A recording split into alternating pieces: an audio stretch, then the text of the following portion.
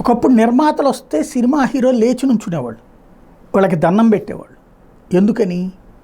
ఆ సినిమాకి పెట్టుబడి పెట్టేది వాళ్ళు, లాభం వచ్చినా నష్టం వచ్చినా వాళ్ళదే. హీరో అన్ని సినిమాలు హిట్ అయిపోతాయా? ఎన్టీ రామారావు అయినా, అక్కినేని నాగేశ్వరరావు అయినా, కృష్ణ అయినా, కృష్ణరాజు అయినా, శోభన్ బాబు అయినా, ఆ తర్వాత రోజుల్లో వచ్చినటువంటి చిరంజీవి అయినా, నాగార్జుననైనా, ఇట్లాగా ఎవరు చూసుకున్నా, వెంకటేష్ అయినా, సినిమాలు అన్నీ హిట్ ఏం కాలేదు. 100కి 10% హిట్ అయితే గ్రేట్, మిగతా 80-90% యావరేజ్ ఆర్ ఫట్టుమన్నవి ఉన్నాయి. నిర్మాత నష్టపోతాడు. అప్పుడు హీరోలకి రెమ్యూనరేషన్ ఇచ్చేవాళ్ళు, అంటే సినిమాకి ఇంత అని.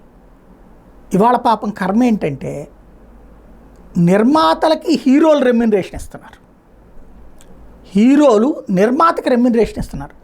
ఆ రోజుల్లో నిర్మాతలు హీరోని వాళ్ళే డిసైడ్ చేసుకునేవాళ్ళు. కథను వినేసి కథ ఓకే అయ్యాక హీరోని వాళ్ళే డిసైడ్ చేసుకునేవాళ్ళు, హీరోయిన్ని వాళ్ళే డిసైడ్ చేసుకునేవాళ్ళు, దాంట్లో ఉన్న పాత్రధారులను వాళ్ళే డిసైడ్ చేసుకునేవాళ్ళు. జస్ట్ వీళ్ళందరూ వచ్చి యాక్ట్ చేసిపోయేవాళ్ళు. ఆ తర్వాత కాలంలో కాస్త మొహమాటానికి హీరోని అడిగి హీరోయిన్ని బుక్ చేసుకోవడం ప్రారంభించారు. లేదా హీరోలు ఇద్దరిది విషయం వరకు వీళ్ళు డెసిషన్ తీసుకుని మిగతా సైడ్ యాక్టర్లది కింద వాళ్ళకి అప్పచెప్పడం ప్రారంభించారు.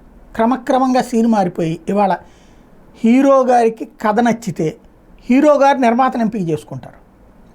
అలాగే డబ్బుల పరంగా ఆ రోజుల్లో నిర్మాతలు రెమ్యూనరేషన్ ఇస్తే ఇప్పుడు నిర్మాతలకు హీరోలు రెమ్యూనరేషన్ ఇస్తున్నారు. ఓ సినిమా మొత్తం కాస్ట్ ఫర్ ఎగ్జాంపుల్ మేకింగ్కి 300 కోట్లు అయిందంటే అందులో 210 నుంచి 225 కోట్ల రూపాయలు రెమ్యూనరేషన్లే ఉంటాయి.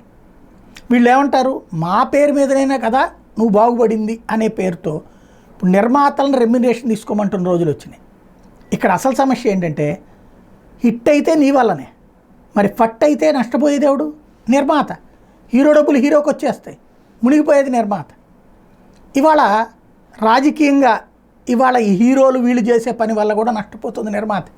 ఎందుకని? ఇప్పుడు అల్లు అర్జున్ ఉదంతం కారణంగా నిర్మాతలు అందరూ మునిగిపోతారు. ఈ బెనిఫిట్ షోలు, ఎక్స్ట్రా షోసు, ఎక్స్ట్రా రేట్లు, వీటి వల్ల లబ్ధి పొందేది నిర్మాత. కానీ అందులోనూ వాటా తీసుకుంటాం బిగిన్ చేశారు హీరోలు. ఇప్పుడు అందులో మరి వాటా వీళ్ళు ఏమన్నా అడుగుతారా ఈ ప్రభుత్వం వాళ్ళు? తెలియదు. అది పక్కన పెడితే ఇవాళ రోజున అక్కడ కూడా ఎత్తొచ్చిందంటే సంపాదించుకోవడానికి మార్గం లేక తిప్పలు పడాల్సింది నిర్మాతలే.